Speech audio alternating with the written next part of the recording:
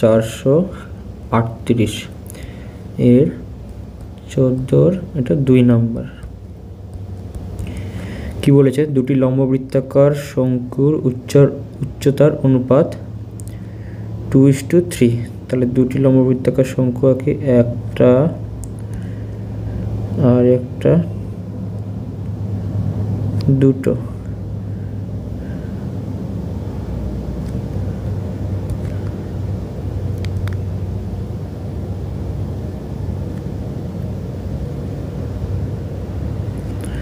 এটার উচ্চতা এই যে h, এটা ধরি h1, এটার ধরি h2, h1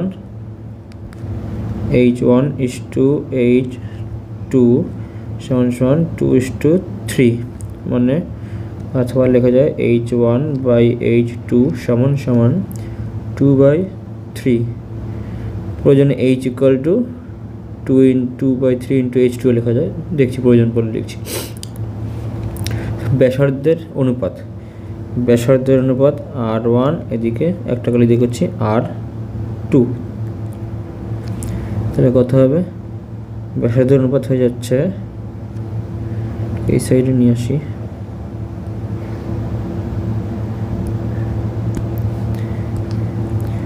r1 is to r2 সমান 3:5। তাহলে r1/r2 সমান 3/5। এখান থেকে একইভাবে বের করে নিই, এই পাশের মতো একটা করে নিই। h1 সমান h2 into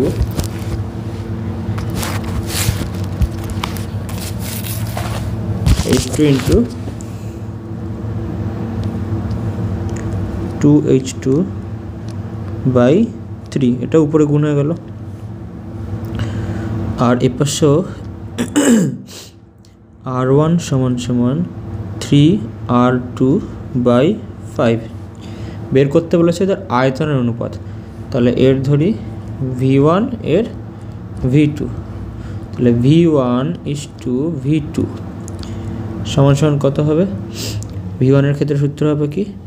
1/3 of pi r1 square h is to 1/3 of h1 pi r2 square h2।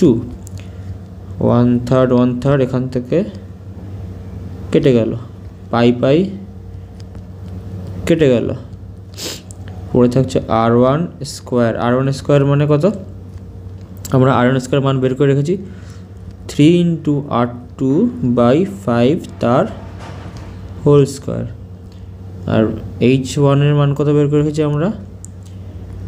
Into 2 into h2/3 is to এখানে r2 এর স্কোয়ার আর h2।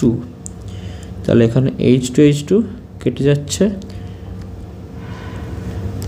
সমান 3 স্কোয়ার হলে 9 আর 2 এর স্কোয়ার বাই 5×5 = 25, নিচের স্কোয়ার তাহলে 25 ইন্টু এখানে উপরে 2 নিচে 3 is to r2 স্কোয়ার। এখানে r2 স্কোয়ার কেটে গেল, পড়ে থাকলো কি 9 into 2 মানে 18 এই সাইডে বাই 18 আর 75। আচ্ছা না, এই কাটাকাটি যাচ্ছে, এখানে 3 কাটছে 3 দিয়ে, তাহলে 6/25 is to 1, এখানে 1 পড়ে থাকছে, তাহলে 25 ওখানে কোনাকুনি চলে যায়,